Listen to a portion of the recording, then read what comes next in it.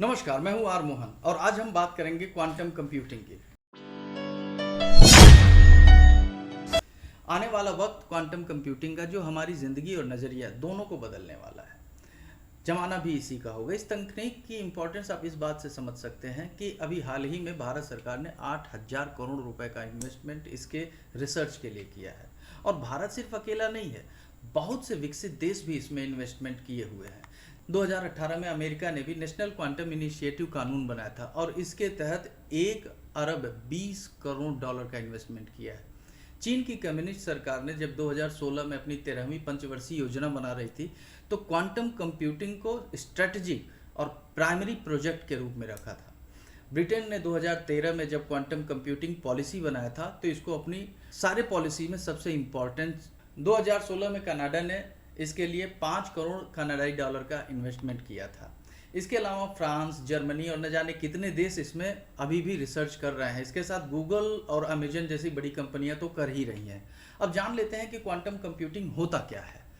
Actually computer एक transistor होता है जिसके अंदर ढेर सारे लॉजिक गेट्स बने होते हैं। ये लॉजिक गेट्स ही डिसीजन लेते हैं कि हमें किसे देना है, हमें किसे जाना है, जिसको रेगुलेट हम लोग करते हैं। ये लगभग 40 नैनोमीटर से लेकर 7 नैनोमीटर तक छोटे होते हैं। हम लोग लगातार अपनी टेक्नोलॉजी को छोटा करते जा रहे हैं। तो अब एक लिमिट आ गई है फिजिक्स में। देखिए, फिजिक्स में दो तरीके होते हैं, माइक्रो, एक मैक्रो। मैक्रो यानी बड़ा वाला जो हम देख रहे हैं, और माइक्रो यानी कि माइक्रोस्कोपिक यानी कि इलेक्ट्रॉन, प्रोटॉन, न्यूट्रॉन, जिसको हम क्वांटम फिजिक्स कहते हैं।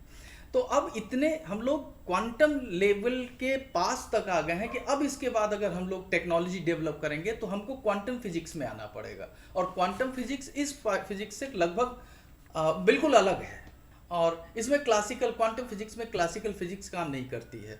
और बस ऐसे समझ लीजिए कि सिलिकॉन चिप वाला कंप्यूटर अपने लिमिट पे पहुंच चुका है। और इस छोटे बदलाव में क्वांटम फिजिक्स के नीचे लेवल पे आने पर एटम का बिहेवियर भी पूरी तरीके से बदल जाता है। जैसे हम वायरस लेते हैं, वायरस किसी में तेजी से काम करता है, किसी में कम काम करता है। तो वायरस का फेनोमेनन तो हम समझ जाते हैं, लेकिन वायरस का बिहेवियर समझने में वो क्यों किसी के साथ रिएक्ट कर रहा है, किसी के साथ रिएक्ट नहीं कर रहा है, किसी के साथ बहुत ज़्यादा रिएक्ट कर रहा है, इसको जानने के लिए हमको क्वांटम कंप्यूटिंग तक जाना पड़ेगा और जिससे हम वायरस के प्रोटोकॉल को समझ सकें। लेकिन ये इतनी आसान टेक्नोलॉजी भी नहीं है। इतने सूक्ष्म लेवल पे, इतने छोटे लेवल पे ले जाकर टेक्नोलॉजी को काम करना, उसके लिए इन्वायरमेंट भी बहुत तगड़ा होना चाहिए, बहुत ही कूल होना चाहिए। अब यह समझ लीजिए कि क्वांटम कंप्यूटिंग की टेक्नोलॉजी और इसके रिसर्च के लिए हमको एक 0 केल्विन की ज़रूरत होती है, -273 डिग्री सेंटीग्रेड की ज़रूरत होती है, और यानी लगभग almost absolute zero.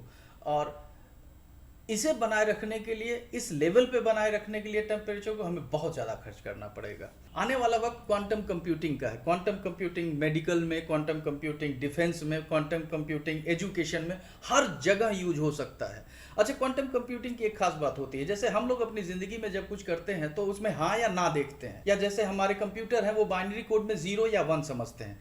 Quantum computing level तक आ जाएंगे तो ये 0, 1 के साथ साथ 0 और 1 एक साथ भी समझ सकता है।